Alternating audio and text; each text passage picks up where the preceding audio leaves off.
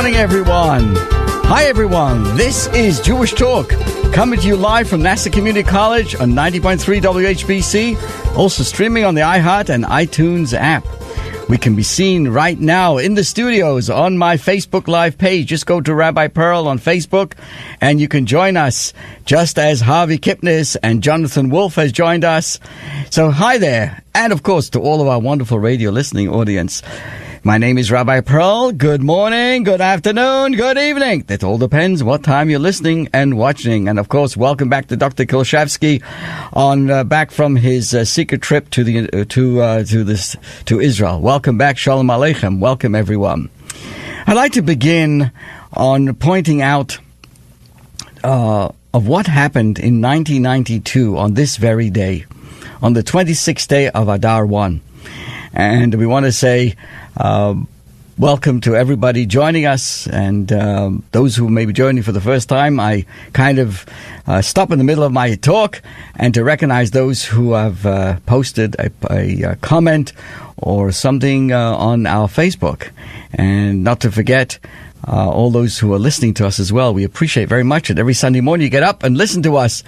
And Gene, good morning to you, and to Louis Pushkin. Unbelievable. So what happened in 1992 on this very day? Now, you may know that the leader of the Chabad movement, the Lubavitcher Rebbe, Rabbi Nachum Mendel Schneerson, for many, many years, from about 1986, would stand approximately every Sunday morning for about 6 hours at 770 Eastern Parkway. He would stand at his door and he would distribute dollars, literally dollar bills. Men and women and children would pass by. The Rebbe would give them $1 with a blessing and encourage them to give charity. So many people came by to seek the Rebbe's counsel and blessings. And literally every Sunday would be thousands of men and women and children who would come from near and far to visit the Rebbe. Well, on this very day in 1992 would turn out to be the last time the Rebbe would distribute dollars. Because on the next day, which will be tomorrow's date, the 27th day of Adar 1, the Rebbe had a crippling stroke. But I want to share with you what the Rebbe said in the closing moments of that dollar distributing Sunday. It was about 5:55 p.m. The lines of the people were still long, but coming to the end. And there was a father who held his daughter. It must have been about 3 or 4 or 5 years old, not from a particularly Hasidic or religious Jewish family. And as they went by, the Rebbe gave the child her $1 to give to charity and a blessing. And the little girl, like I say, 3, 4 or 5 years old, looked into the eyes of the Rebbe and said the following words: "Rebbe of Lubavitch, I love you." Now, the Rebbe's secretaries who stood by were taken aback. But suddenly, the Rebbe's face lit up, and his radiant smile filled the entire room with grace. And it was very hard to forget this moment because it's available on YouTube. You can see this. Here was the Rebbe at 89 years old, exhausted from standing all day, listening and speaking for many hours to thousands. He was suddenly glowing. Really, it was a heavenly moment. And the Rebbe said to her, "Thank you very much." As the little girl was about to move on, the Rebbe gave her a second $1, looked her in the eyes and said, "This is for your love." My friends, please have that in mind today. This is for your love. Exactly 24 hours later, on Monday, March the 2nd in that year, the 27th day of Adar 1, which is tomorrow, while standing in prayer at the resting place of his father-in-law, Rabbi Yosef Yitzchak Schneerson, the Rebbe suffered a stroke, which left him partially paralyzed and unable to speak. So in my mind and heart, I can hear the Rebbe's words. These special words the Rebbe said on that particular day: "This is for your love." And I begin our program today by asking everyone to keep these words in mind, to those around us, to appreciate everything that we have in life. So with this in mind, I share with you a fascinating discussion about smartphones and smarter Shabbos. Yep. As smart as the phone is, I think the Sabbath, the Shabbos, is even smarter. Again, I want to say thank you to those listening, joining us here. Let me just take a quick look on Facebook Live. Michelle, Larry, Polonetsky, thank you so much. Good morning. Abner Zarabi, thank you so much. I hope everybody can hear me. And okay, good morning to everybody. Many people are saying there's no sound. I wonder why that should be. But, well, I'm trying my best. You can certainly go to our station on to WHPC. Just go to ncc.edu/WHPC. You can also hear us on the radio. So the smart. There could be a problem with the our Facebook. I guess you could say the. Let's see. I'm just. Ladies and gentlemen, I hope you don't mind me just taking a little time out to try to figure out why we're not getting no sound. Everybody says there's no sound. I wonder what could be. We are live on Facebook, but sorry about that, everyone. But you can go now, and I guess you can't hear me saying that. So, to all of our listeners, please, and everybody, thank you for joining us and talking about the smartphone over the smarter Sabbath. I remember over the years when we would explain to our Sabbath guests why we don't use electrical devices on Shabbos, like our cars, ovens, and even phones. People would, their expressions, they would try to attempt, but like looking at us sympathetic. Oh, you poor primitive people, right? When we would try to explain how we observe the Sabbath. Now, their lukewarm comments kind of saying to us, it's nice that you still observe these ancient traditions of our people. But I must tell you, today, the transcending looks of sympathy have been replaced by a longing eyes of envy of how we observe and what we do for the Sabbath 25 hours. Guests discover how once a week for 24 hours, our family puts away their smartphones and devices and spends the day talking together, sharing, eating leisurely multi-course meals, snuggling, taking an extra, reading books. What a throwback. As long as everybody can be hearing us, I'm trying our best to figure out why we are not being heard on the Facebook. But I must be. That's no. Okay. Okay. We're on the.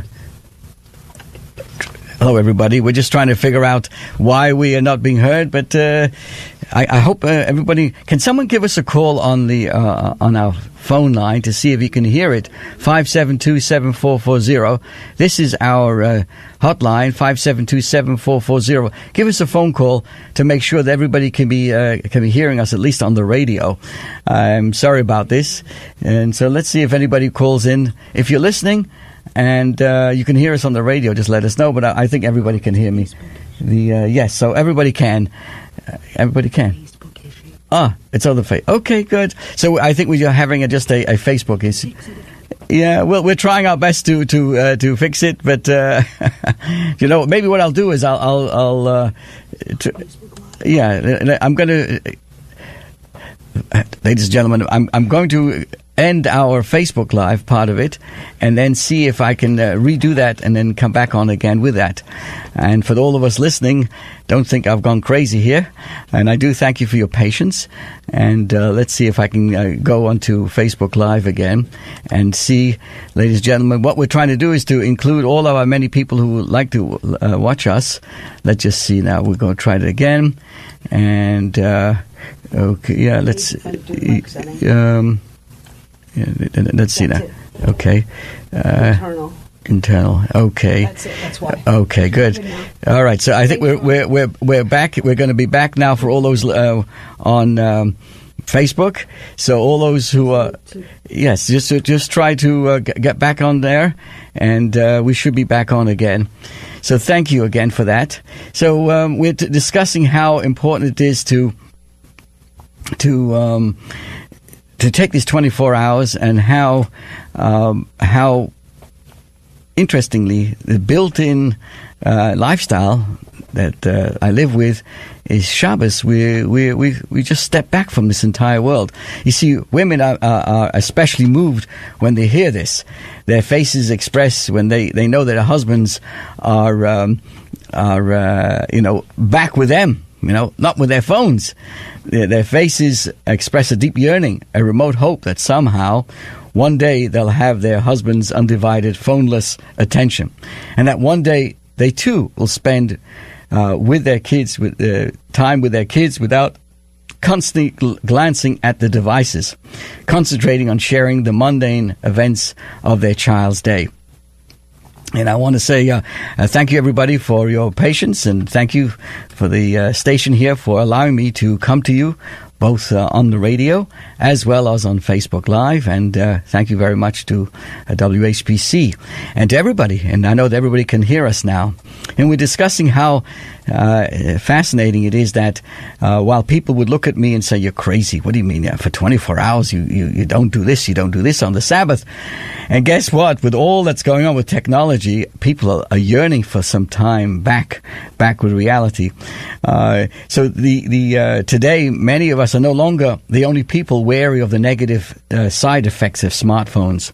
There's been so many countless articles and studies that document the rise in loneliness over the use of smartphones, the loss of attention span, and huge, vast wasted time. I just recently saw in a New York Times article that was last week, I think it was on February 25th, it was an article by Kevin Roose, and it said, "Ditching those bad phone habits." He lists some of the many progressive solutions being offered today in the budding digital wellness industry. One of them being touted is the light phone. What's the light phone? It's a device with an extremely limited feature set meant to wean people off those time-sucking apps. Does that sound familiar? But in the observant Jewish community, they have what is known as a kosher phone, which also has limited access and functions, so the person doesn't spend too much time on it. And to those who find themselves, like Mr. Roos, incapable of reading books or having long interrupted conversations, guess what? The same Mr. Roos praised the benefits of the digital Shabbos, right? The digital Sabbath, which means you choose a day, 24 hours, with no technology at all. Well, in my home, in my life, there's an automatically turn off on the Sabbath. Mr. Roos decided to try that, and after much dread, he threw himself into it. And he was amazed when he took this digital Shabbos, where 24 hours, he just disconnected himself from technology. And he said, "I bask in 19th century leisure, feeling my nerves softening and my attention span stretching back out. I read books. I did crossword puzzles. I looked at the stars. I also felt the twinges of anger at myself for missing out on this feeling of restorative boredom for so many years. At the engineers in Silicon Valley who spent their days profitably exploiting our weaknesses. At the entire phone industrial complex that has convinced us that a 6-inch glass and steel rectangle is the ideal way for experiencing the world." I myself recently went into New York and went on the subway, and typically there used to be a time when people used to sit with newspapers. Remember that? Newspapers people would try to fold them in such a way they wouldn't block someone else's view. Hey, nobody's reading newspapers. Nobody's reading a book. Everybody's head is buried in their smartphones, except for, as I looked around, there were a few Orthodox Jews there, and a few drunks, and they weren't looking at anything. See, Judaism has never advocated divorcing oneself from technology. Of course, I mean, yours truly, I love it. And it's no surprise that much of the world's most used and cutting-edge technology has emerged from Israel. But we approach it with great caution. carefully measuring its benefits versus the dangers to our greatest treasures, which is, of course, our spouses, our children, our friends, our relationship with our own inner selves.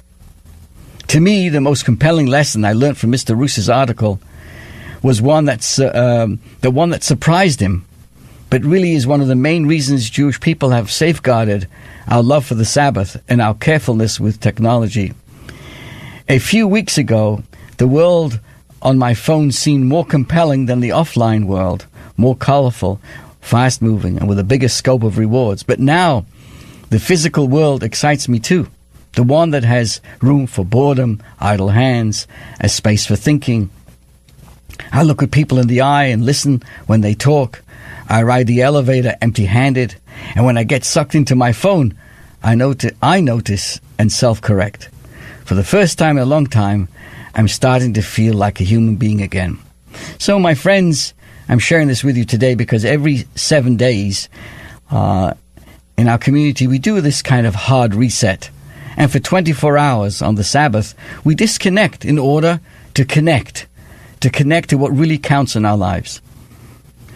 Sabbath, the Shabbat, is an ancient tool that we need like never before.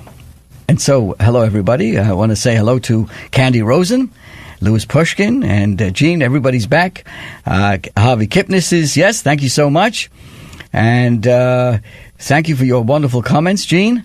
And to everybody listening joining us today. I want to now kind of move this idea towards the holiday of Purim. It's coming up, and I see this myself when I take a step aside from this controlling idea that we have, that we know everything because of our iPhones. We can go to the news breaking lines and they give you these alerts, and you're going to be sugar all day. The holiday of Purim is coming up. That's on Wednesday evening, March the 20th into the Thursday the 21st. And we read about Haman, the villain of the Purim story. He lived 1,000 years after the Torah was written. Yet we find in the Talmud, goes out of its way to ask the following question: where is Haman's name hinted in the Torah? I mean, it happened so many years later. Yet an effort is made to connect the Haman that should be found in the Torah. And guess what? The sages do find that. When God confronts Adam in the garden, the term is Hamin or eitz. Did you eat from the Hamin, from the forbidden tree? Hamin. Speak to Dr. Kilshevsky, he'll give you private lessons, but Hamin is the word Haman. So when God asks Adam, did you eat? Hamin, that's the Hebrew word from, it has the same letters as Haman. Now, what is this? Just some sort of clever wordplay? Why would the Talmud go out of his way to connect Haman to this, to find it in the Torah? And where do we find it? Because there's a deeper connection between Adam's life and Haman. This is explained in the Marsha, one of the great commentators on the Talmud, that both Adam and Haman lacked one thing that drove them over the edge. What was that? What was Adam's one thing? Adam was given free reign in the Garden of Eden. The entire world was created for him alone. God designated only the tree of knowledge off limits. His way of drawing a line to make clear to all of us, you are not God, there's only one God. You ain't God. So guess what? Adam was so obsessed about that one thing. So when the snake suggested that eating from the tree would transform him into some sort of a deity, guess what? Adam challenges God and he eats from the tree. Let's fast forward now to Haman. He's now the prime minister of 127 countries, a global empire. And he fancied himself as a supreme being. Everyone bowed to him, except for one person, Mordechai Yehudi. Mordechai. Think about this. He had power, this Haman, privilege, prestige, yet his ego required constant validation. Haman had everything. Yet when he sees Mordechai refusing to bow down, to kowtow, he becomes enraged. And he says, none of these powers that I have mean anything to me as long as I see this Mordechai sitting at the king's gate. The guy was obsessed. His ego was in need of constant validation. He could not bear that such a rejection. So he vowed to destroy the entire people, the Jewish people of that time, every man, woman, and child. Now, so what was the root of this vicious reaction of this individual? See, ultimately, the single factor impeding every megalomaniac's quest for global domination, what really, my friends, lies behind this one factor? To those individuals, they're bothered by God. Mordechai, the leader of the Jewish people at that time, he was a representative of monotheism. He embodied that one thing that drove Haman crazy. So, to silence his truth, he was obsessed in targeting Mordechai and his people. What did he do? He built a gallows 80 feet high that could be seen throughout of Shushan. More than just simply hanging Mordechai, this was to be the ultimate statement of his victory. Then, everyone would acknowledge that he's the best. Haman, his unparalleled superiority. His narcissistic ego could accept nothing less. And so, what is the lesson to us? Psychologists tell us that every person has a realistic level, right, of importance and status, whether it's at home, at work, in the community. So artificially raising that level with delusions of grandeur is unsustainable. Okay. Oops. Oh my goodness, this is fantastic. Is it home or at work in the community? We're getting artificial intelligence even as I speak here. So inevitably, you see, I'm talking about iPhones, and they drive you crazy. You're trying to give a program over here, try to talk to good people, and they're hacking you a chinik. Inevitably, reality hits. We fail to live up to that skewed level of importance of our self-esteem, and what happens? Gewalt, that self-esteem now plummets. As with Adam, the first step in emotional health is to know that every human is finite. Only God is eternal. The closer relationship one has with God, the more realistic we become about our own fallibility and mortality. Moses was called the most humble. Why? Because when he stood before God, he knew his place. The Talmud likens an arrogance to idol worship. Both push away the presence of God. So again, the first step to emotional good health is to have our relationship with God in perspective. When a person knows his place and is realistic about his role in the greater scheme of things, guess what? His self-esteem is realistic, it's balanced, and it's healthy. One who places self above God is doomed to failure. It's no wonder that Haman, this megalomaniac, was hanged on the very gallows he prepared for Mordechai. The Mordechai at that time in the great holiday and miracle of Purim. You see, this spirit of the Amalekites, of hatredness, is very hauntingly relevant to us today. Because the primary currency, so to speak, of our society is status. By our association with various people and things, our status is always rising and falling. The pursuit of status raises really an existential question. Is it better to look good or to be good? We confront this question every time we use social media. Are we sharing a genuine depiction of the reality of our lives? Or do we post only those things that gain us status? Right? You know, I'm talking about the inflated version of looking good that we falsely project ourselves to be. It's a vicious cycle. In order to constantly prop up an inflated ego, we seek adulation in the forms of likes, retweets, and endless streams of validation. You see, the Talmud tells us that status seeking removes a person from this world. Yeah, that's in the speak to the learned members. You go to Avos, Pirkei Avos, chapter 4, 422. It says like number 21. Status seeking removes a person from this world. When self-esteem depends from adulation from others, linked to external circumstances beyond our control, my friends, it's a losing proposition, scornished. When we worry about being accepted by others, we judge ourselves by the opinions of those whose moods, attitudes, and values are constantly changing. Guess what? We then place our happiness in the hands of people who themselves worry about how others judge them. So we constantly invest great amounts of energy into pleasing first one person then another. We try to be one person in the morning, another person during the day, and yet another at night. Sometimes, under pressure from others, we act in opposition to our true inner nature. Guess what? What does that do? It just leaves us empty and degraded. Inevitably, we can never win this game.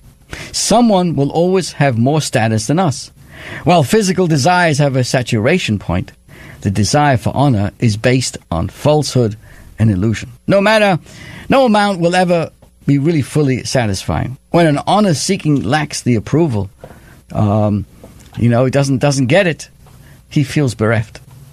So despite all the status and the power, as long as Mordechai refused to bow down to Haman, he couldn't be satisfied. He had everything in the world. That's why his own wife, Zeresh, Haman's wife, said, if that's your attitude, you're destined to fail. You will never have anything, because when it comes to honor, appetite is insatiable. And I share this with you, my friends, because that battle still goes on.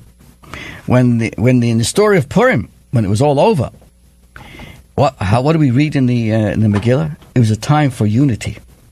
This was the exact dramatic reversal of what Haman would denounce the Jewish people.